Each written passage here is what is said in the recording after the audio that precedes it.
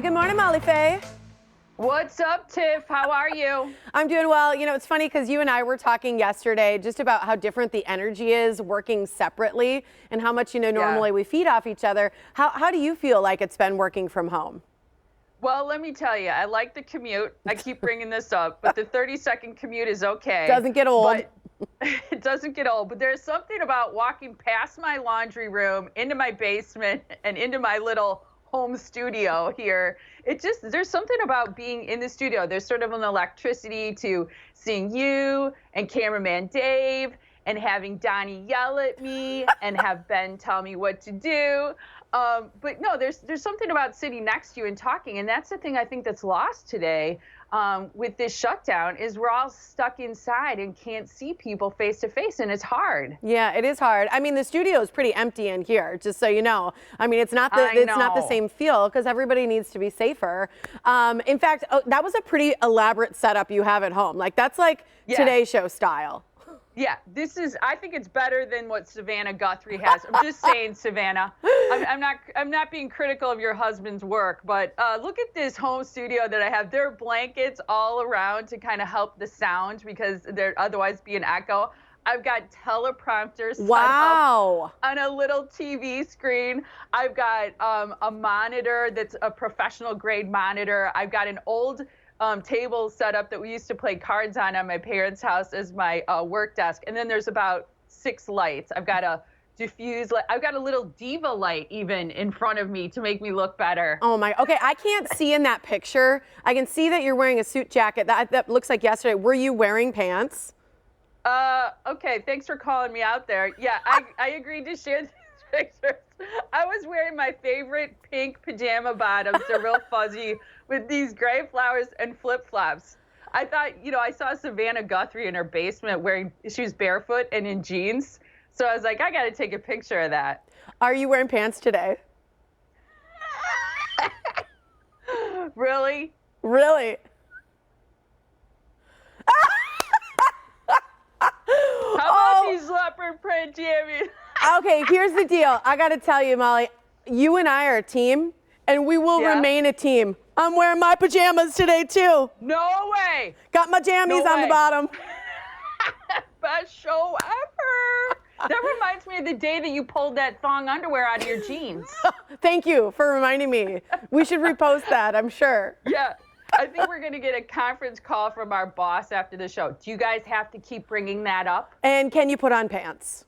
And can you wear pants next time to work? Exactly. Well, I'm glad. I just wanted to show that my solidarity for you and with you. So, and for everyone at home, that's our sound off today. It's show us your pajama pants or your work from home outfit. So go to our Facebook page and definitely sound off about that. I got to share, okay, I have to share this with you, Mal, because you and I talk often about journaling and what I feel is the importance of it. But my mom brought this up the other day, and she said right now is very important in terms of journaling. She said because we don't even realize how much history we're living in at the moment, and depending on how much we journal about it or eventually we share our journals with loved ones or in the future, what we write today in a journal is truly history right now. Yeah, I love what your mom said, and I think it's so key because for our kids, they don't have the perspective that we have. They think this is a crazy time, but it won't be until they're truly adults and have a lot of other life experience that they look back and realize how extraordinary these times are. That sort of the whole world shut down, and overnight businesses are tanking and people's income is lost and all of these things. And I have my journal because I was going through a tough time, and you encouraged me to journal. And I remembered this book I had. It's actually 40 Days and 40 Nights. Which is great right now with Lent ending. Exactly. There's a lot of significance to it, but you'll be impressed because I wasn't sold on the idea. This thing is full, baby. Whoa. Every single page, blood, sweat, and tears right here. Wow. In this book. Good for you. Yeah, so journaling, because now I give journals as gifts because it was so inspirational to me that you encouraged me to do that. And it helps boost our memory, and we sort of have a chance to reevaluate and self-reflect, which I think is so key. But to your mom's point, one of my friends who I gave a journal to, she started writing for the first time when she was out of town on a work trip. And she said she cried, she laughed, then she cried again. And then she said it was like an hour of free therapy for free. And a little schizophrenia to go with it. Yeah, a little bit. Because you're by yourself, you know, and you're going through every single emotions. But it's true. I mean, writing allows us to process. They say in terms of, even if it's a goal, right? When you put the pen to the paper, that's when the goal becomes reality because it's been spoken and it's been released. And I think the same is true for those emotions. You know, you have to release them. And if you just keep them inside and don't release them in any way, shape, or form, they build up and they become toxic. I was just thinking about how I interrupt you when I'm there, and now I'm interrupting you when I'm at home. So that's what friends do. Like, yeah. But that's such a good point. The last thing I wanted to say about that is that you talk about releasing things. They say it's the single best way to eliminate safely negative big feelings, because by writing it down, it's almost like you toss it out. It's like you can then expunge it from your records. It's true. It's gone. You release it, and it truly is. It makes you feel free. So I love it. Yeah. I'm glad you shared yours too.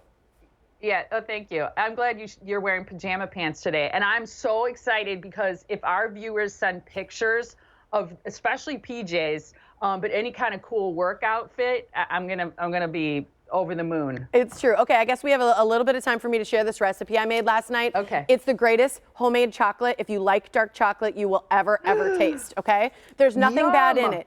It is simply equal parts coconut oil to cocoa powder. So it's a half cup of coconut oil and a half cup of cocoa powder. I used 100% cocoa powder from Ghirardelli. And then you add 3 tablespoons of honey, or you can swap in maple syrup. So I used the maple syrup that we made. I did truthfully about 4 tablespoons of maple syrup and then a half teaspoon of vanilla. You literally just boil it, mix it together. You boil down the coconut oil first because it's hard, right? And then you boil that, and then you add in the cocoa powder, add the other ingredients slowly, real low, and then you literally just put it in a pliable pan or mold, put it in the refrigerator to cool it, and then I put it in the freezer. It's amazing. You just can't leave it at room temperature because it's coconut oil, so it'll melt. Sold. Bring it over today after the show. Right, You can drop it off on my front porch. I'll be in full garb, gear and masks and gloves, and I'll just set it on your doorstep and get it right into your fridge. It's incredible. That'd be my day, though. I have to have that recipe because you know I love dark chocolate. It's to die for. I'll post it today. Okay, sounds good. All right. Great seeing you from a distance, Tiffy. You too, Mal.